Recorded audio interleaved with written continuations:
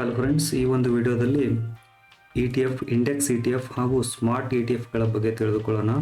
ಅದಕ್ಕಿಂತ ಮುಂಚೆ ಪಿ ಅಂದ್ರೇನು, ಅದನ್ನು ಹೇಗೆ ಕ್ಯಾಲ್ಕುಲೇಟ್ ಮಾಡೋದಂತ ನೋಡೋಣ. ಪಿ ಅಂತ ಅಂದರೆ ಪ್ರೈಸ್ ಟು ಅರ್ನಿಂಗ್. ಇದನ್ನು ಹೇಗೆ ಕ್ಯಾಲ್ಕುಲೇಟ್ ಮಾಡ್ತಾರೆ ಅಂತಂದರೆ stock price divided by EPS. ಅದನ್ನ ಒಂದು ಎಕ್ಸಾಂಪಲ್ ಮೂಲಕ ನಿಮಗೆ ತೋರಿಸ್ತೀನಿ.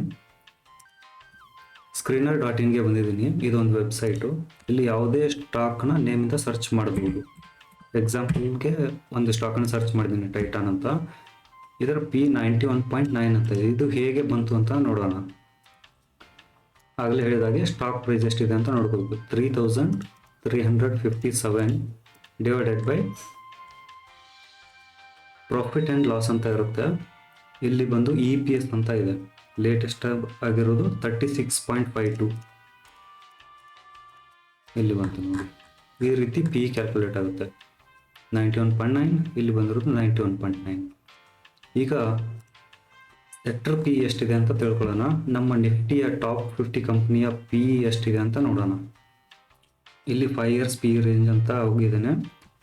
5 ಇಯರ್ಸ್ ಎವರೇಜ್ ಪಿ ಬಂದ್ಬಿಟ್ಟು 24.97.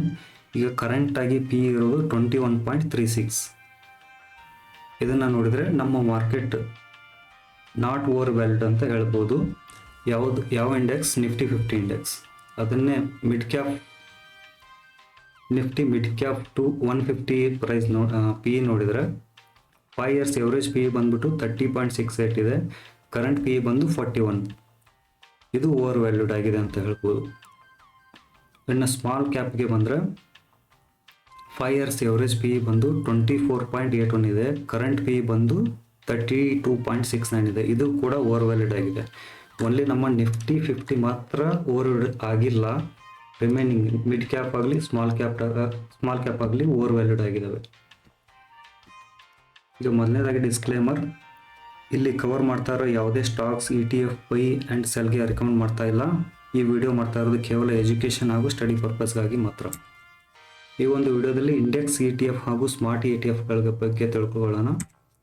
ಮೊದಲನೇದಾಗಿ Nifty 50 value 20 ETF. Nifty 50 value 20 ETF ಈ ಥರ 1 ಇಯರ್ ರಿಟರ್ನ್ ನೋಡ್ಬೋದು. 13.05 ಇದೆ. ಅದೇ ನಮ್ಮ ನಿಫ್ಟಿ 50ಯ ರಿಟರ್ನ್ 1 ಇಯರ್ ನೋಡಿದರೆ 7.35 ಇದೆ. ಇಂಡೆಕ್ಸ್ಗಿಂತನೂ ಚೆನ್ನಾಗಿ ಪರ್ಫಾರ್ಮ್ ಮಾಡಿದೆ ಅಂತ ಹೇಳ್ಬೋದು. ಇನ್ನು ನೀವು 151.47 ರೂಪೀಸ್ ಕೊಟ್ಟರೆ ಅದು 20 ಸ್ಟಾಕ್ಗಳಲ್ಲಿ ಇನ್ವೆಸ್ಟ್ ಆಗುತ್ತೆ. ಅದು ಯಾವ ಸ್ಟಾಕ್ ಅಂತ ನೋಡೋಣ.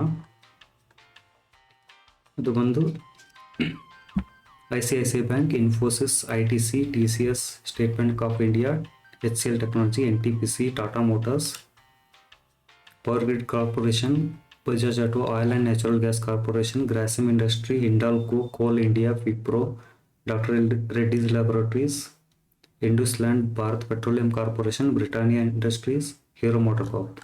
ಇವು ಅಷ್ಟು ಸ್ಟಾಕ್ಗಳಲ್ಲಿ ನಿಮ್ಮ ಒಂದು 151 ರೂಪೀಸ್ ಇನ್ವೆಸ್ಟ್ ಆಗುತ್ತೆ. ಅದೇ ರೀತಿ ನಮ್ಮ ಎರಡನೇ ETF ನೋಡೋದಾದರೆ ನಿಫ್ಟಿ 200 ಮೊಮೆಂಟಮ್ 30 ETF ಅಂತಂದರೆ ಮೊಮೆಂಟಮಲ್ಲಿರೋ 30 ಸ್ಟಾಕ್ಗಳಲ್ಲಿ ನಮ್ಮ ಹಣ ಇನ್ವೆಸ್ಟ್ ಆಗುತ್ತೆ. ಅವು ಯಾವ ಸ್ಟಾಕ್ ಅಂತ ಅಂದರೆ ಇಲ್ಲಿದೆ ನೋಡಿ, ನಿಫ್ಟಿ 200 ಮೊಮೆಂಟಮ್ 30 ETF. ನಮ್ಮ ದುಡ್ಡು ಯಾವ ಸ್ಟಾಕ್ಗಳಲ್ಲಿ ಇನ್ವೆಸ್ಟ್ ಆಗುತ್ತೆ ಅಂತ ಅಂದರೆ ಇನ್ಫೋಸಿಸ್, ಡಿವಿಸ್ ಲ್ಯಾಬೊರೇಟರೀಸ್, ಪರ್ಸಿಸ್ಟೆಂಟ್ ಸಿಸ್ಟಮ್, ಇಂಡಿಯನ್ ಹೋಟೆಲ್ಸ್, ಭಾರತ್ ಎಲೆಕ್ಟ್ರಾನಿಕ್ಸ್, ಕೋಫೋರ್ಜ್, ಪಾಲಿಸಿ ಬಜಾರ್, ಇನ್ಫೋ ಎಜ್, ಸನ್ ಫಾರ್ಮಾ, ಝೊಮ್ಯಾಟೊ, ಮಹೀಂದ್ರ ಆ್ಯಂಡ್ ಮಹೀಂದ್ರ, HCL ಟೆಕ್ನಾಲಜಿ, ಟ್ರೆಂಟ್, ಡಿಕ್ಸಾನ್, ಭಾರತಿ ಏರ್ಟೆಲ್, ಟೆಕ್ ಮಹೀಂದ್ರ. ಇದೇ ರೀತಿ ತಾವು ನೋಡ್ಕೋಬೋದು ರಿಮೈನಿಂಗ್ ಕಂಪ್ನಿ ಕೂಡ. ಅಂತಂದರೆ ನೀವು ಸರ್ಚ್ ಮಾಡಿ ಇನ್ವೆಸ್ಟ್ ಮಾಡೋ ಅವಶ್ಯಕತೆ ಇಲ್ಲ. ಜಸ್ಟ್ ನೀವು 31.08 ರೂಪೀಸ್ ಕೊಟ್ಟು ಈ ಒಂದು ETF ಅನ್ನು ಪರ್ಚೇಸ್ ಮಾಡಿದರೆ ಬಿಟ್ಟು 13.05 ರಿಟರ್ನ್ ಕೊಟ್ಟಿದೆ ಅಂತ ಅಂದರೆ ನಿಫ್ಟಿ 50 ಇಂಡೆಕ್ಸನ್ನು ಇದು ಈಸಿಯಾಗಿ ಬೀಟ್ ಮಾಡಿದೆ ಅಂತ ಹೇಳ್ಬೋದು. ಎರಡನೇ ETF ಇಲ್ಲಿ ಕವರ್ ಮಾಡಿರುವಂಥದ್ದು ನಿಫ್ಟಿ 200 ಮೊಮೆಂಟಮ್ 30 ETF. ಇದು ಕೂಡ 9.05 ರಿಟರ್ನ್ ಕೊಟ್ಟಿದೆ. ಕಂಪೇರಿಟಿವ್ಲಿ 7.35. ಇದು ಕೂಡ ನಿಫ್ಟಿನ ಬೀಟ್ ಮಾಡಿದೆ ಅಂತಲೇ ಹೇಳ್ಬೋದು. ಇನ್ನು ನೆಕ್ಸ್ಟ್ ETF ನೋಡೋದಾದರೆ ಸೆಕ್ಟೋರಿಯಲ್ ETFಸ್ಗಳು. ಇವು ನಿಫ್ಟಿ ನೆಕ್ಸ್ಟ್ 50 ಅಂತ ಅಂದರೆ ಇದು ಇಂಡೆಕ್ಸನ್ನು ಫಾಲೋ ಮಾಡ್ತವೆ. ಇವೆಲ್ಲ ETFಗಳು ಮಿಡ್ ಕ್ಯಾಪ್ ETF ಆಗಲಿ ಸ್ಮಾಲ್ ಕ್ಯಾಪ್ ETF ಆಗಲಿ.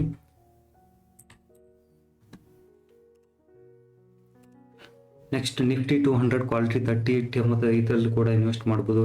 ನಿಫ್ಟಿ ಅಲ್ಫಾ 50 ಅಂತ ETF ಇದೆ, ಅಲ್ಲಿ ಕೂಡ ಇನ್ವೆಸ್ಟ್ ಮಾಡ್ಬೋದು. ಇವು ಇಂಟ್ರೆಸ್ಟಿಂಗ್. ನ್ಯಾಸ್ಡ್ಯಾಕ್ 100 ETF ಮತ್ತು ಫ್ಯಾಂಗ್ ಪ್ಲಸ್ ETF ಅಂತ ಇವೆರಡು ETF ಬಂದ್ಬಿಟ್ಟು US ಸ್ಟಾಕ್ ಮಾರ್ಕೆಟಲ್ಲಿ ಇನ್ವೆಸ್ಟ್ ಆಗುತ್ತೆ ನಮ್ಮ ದುಡ್ಡು. ಅದೇ ರೀತಿ ಹ್ಯಾಂಗ್ಸೆಂಗ್ ಬೀಸ್ ಅಂತ ಇದು ಚೈನೀಸ್ ಸ್ಟಾಕ್ ಮಾರ್ಕೆಟಲ್ಲಿ ಇನ್ವೆಸ್ಟ್ ಆಗುತ್ತೆ. ಅದೇ ರೀತಿ gold ETF or gold bees, silver ETF or silver ಬೀಸ್ನಲ್ಲೂ ಕೂಡ ಇನ್ವೆಸ್ಟ್ ಮಾಡ್ಬೋದು. ಯಾಕೆ ಅಂತಂದರೆ ಯಾವಾಗ ಸ್ಟಾಕ್ ಮಾರ್ಕೆಟ್ ಕರೆಕ್ಟ್ ಆಗುತ್ತೋ ಅಂದರೆ ಬೆಳುತ್ತೋ ಆವಾಗ ಈ ಗೋಲ್ಡ್ ಆ್ಯಂಡ್ ಸಿಲ್ವರ್ ETF ಅಲ್ಲಿ ಇನ್ವೆಸ್ಟ್ ಮಾಡೋದನ್ನು ಸೆಲ್ ಮಾಡಿಬಿಟ್ಟು ನಮ್ಮ ರಿಮೈನಿಂಗ್ ಸ್ಟಾಕ್ಸ್ ಇರ್ತಾವಲ್ಲ, ನಮ್ಮ ರಿಮೈನಿಂಗ್ ETFಗಳು ಇರ್ತಾವಲ್ಲ ಅಲ್ಲಿ ಪರ್ಚೇಸ್ ಮಾಡ್ಕೋಬೋದು. ಈಗ ಏನು ಮಾಡ್ಬೇಕಂತಂದರೆ ಇವು ಎಲ್ಲ ETF-ಅನ್ನು ನಿಮ್ಮ ವಾಚ್ ಲಿಸ್ಟಲ್ಲಿ ಆ್ಯಡ್ ಮಾಡ್ಕೊಳ್ಳಿ ಮತ್ತು ಸ್ಟಡಿ ಮಾಡಿ ಅವುಗಳನ್ನು.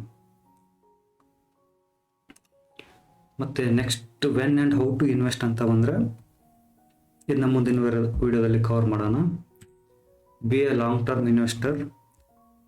ಈಗ ಗೊತ್ತಾಯ್ತಲ್ಲ ಯಾಕೆ ನಾವು ಮೊದಲಿಗೆ ಸೆಕ್ಟರ್ P-ನ ನೋಡಿದೇವಂತ. Sector P is very important. ಯಾಕಂತಂದರೆ ನಾವು ಇನ್ವೆಸ್ಟ್ ಮಾಡ್ತಾ ಇರೋ ದುಡ್ಡು ಸೇಫ್ ಆಗಿರಬೇಕು. ಯಾರೋ ಬಂದು ಯಾವುದೋ ಒಂದು ಸ್ಟಾಕ್ ಅಥವಾ ETF ಬೈ ಆ್ಯಂಡ್ ಸೆಲ್ ಅಂದ ತಕ್ಷಣ ಅವನ್ನ ಬೈ ಸೆಲ್ ಮಾಡೋದಲ್ಲ, ಅವುಗಳ ವ್ಯಾಲ್ಯೂಯೇಷನನ್ನು ತಿಳ್ಕೋಬೇಕು ಮತ್ತು ಎಷ್ಟು % ಇನ್ವೆಸ್ಟ್ ಮಾಡಬೇಕು ಅಂತ ನೀವೇ ಡಿಸೈಡ್ ಮಾಡ್ಕೋಬೇಕು. ನಾಳೆ ಡೊನಾಲ್ಡ್ ಟ್ರಂಪ್ ಅಧಿಕಾರವನ್ನು ಸ್ವೀಕರಿಸ್ತಾ ಇದ್ದಾರೆ.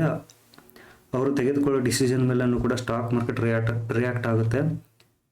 ಈ ವಿಡಿಯೋನ ಇಲ್ಲಿಗೆ ಮುಗಿಸ್ತಾ ಇದ್ದೀನಿ. Thank you.